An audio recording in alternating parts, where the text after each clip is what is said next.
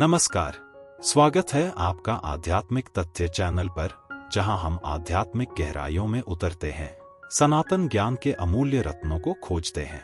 आज हम बात करेंगे श्रीमद् भगवद गीता के सार की, एक दिव्य ग्रंथ जो केवल युद्ध भूमि पर दिया गया उपदेश नहीं, बल्कि संपूर्ण मानवता के लिए एक जीवन दर्शन है। आइए अध्यायवार गीता के इस दिव्य ज्ञान को समझें। अध्याय 1, अर्जुन विषाद योग। जब मन द्वंद्व में होता है, धर्म युद्ध के मैदान में खड़े अर्जुन मोह और करुणा से व्याकुल हो उठते हैं। यह अध्याय हमें सिखाता है कि कैसे जीवन के संघर्षों में भी धर्म और कर्तव्य के मार्ग से विचलित नहीं होना चाहिए। अध्याय 2, सांख्य योग। जीवन और मृत्यु के पार का ज्ञान। यहाँ श्री कृष्ण आत्मा की अमरता का वर्णन करते हैं। आत्मा न पैदा होती है, न मरती है। कर्म, विवेक और निष्ठा का अद्भुत समन्वय इस अध्याय में मिलता है। अध्याय 3, कर्म योग। कर्म ही धर्म है। कृष्ण बताते हैं कि निष्काम भाव से किया गया कर्म मोक्ष की ओर ले जाता है। जीवन में कर्म से भागना नहीं, उसे पूर्ण निष्ठा से करना ही सच्ची साधना है। अध्याय 4, ज्ञान कर्म संन्यास योग। कर्म और ज्ञान का अद्वितीय संगम। यह अध्याय हमें बताता है कि ज्ञान से किया गया कर्म ही सबसे श्रेष्ठ होता है। यहाँ भगवान कहते हैं, मैं युगों युगों में अवतरित होता हूँ धर्म की स्थापना हेतु।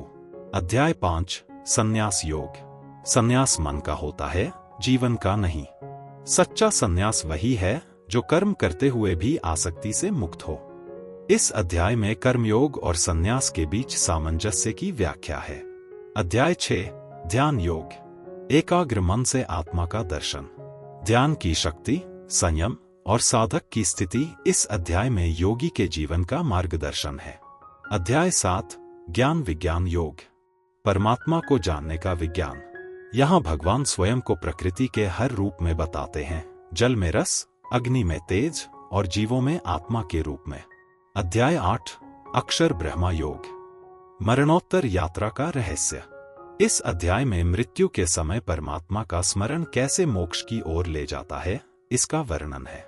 अध्याय 9, राजविद्या राजगुह्य योग। ईश्वर की भक्ति ही सर्वोत्तम ज्ञान है। भगवान कहते हैं, मैं भक्त का रक्षक हूँ, वह चाहे जैसे भी मुझसे जुड़े।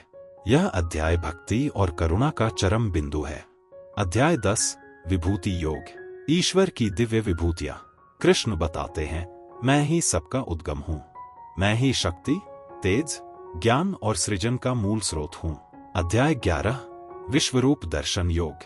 जब अर्जुन को मिला विराट स्वरूप का दर्शन, भगवान का ब्रह्मांडीय स्वरूप जिसमें संपूर्ण सृष्टि समाहित है, एक अद्वितीय और अद्भुत अनुभव। अध्याय 12, भक्ति योग।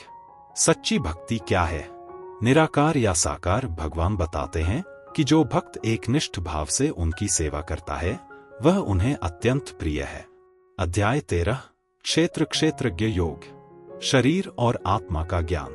यह अध्याय आत्मा, क्षेत्रज्ञ और शरीर, क्षेत्र के भेद को स्पष्ट करता है।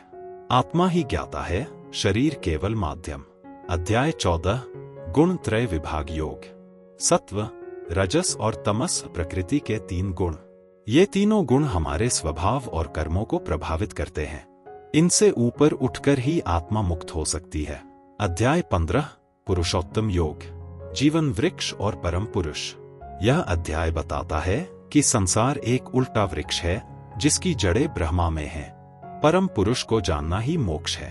अध्याय 16, दैवी और आसुरी संपत्तियां। कैसे पहचाने देवता और राक्षसों के गुण। सत्य, क्षमा, दया ये दैवी गुण हैं। क्रोध, अहंकार, लोभ ये आसुरी। आत्मा को दैवी मार्ग अपनाना चाहिए। अध्याय 17, श्रद्धा त्रय विभाग योग। श्रद्धा की भी होती है प्रकृति। सत्व, रजस और तमस के अनुसार श्रद्धा का स्वरूप भी बदलता है। यह अध्याय हमारे विश्वास की दिशा निर्धारित करता है। अध्याय 18, मोक्ष संन्यास योग। अंतिम उपदेश, संपूर्ण समर्पण। भगवान अर्जुन से कहते हैं, सर्वधर्मान परित्यज्य मामेकं शरणं व्रज। अर्थात सब कुछ छोड़कर मेरी शरण में आ जाओ, मैं तुम्हें मुक्त कर दूंगा। श्रीमद् भगवद गीता केवल एक धार्मिक ग्रंथ नहीं, बल्कि जीवन का मार्गदर्शन है, कर्म का, भक्ति का और आत्मा के उत्थान का।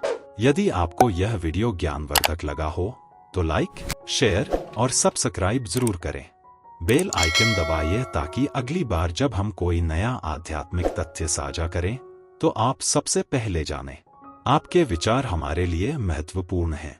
कमेंट में बताइए कि गीता का कौन सा अध्याय आपको सबसे अधिक प्रेरणा देता है। आध्यात्मिक तथ्य, आत्मा से आत्मा तक।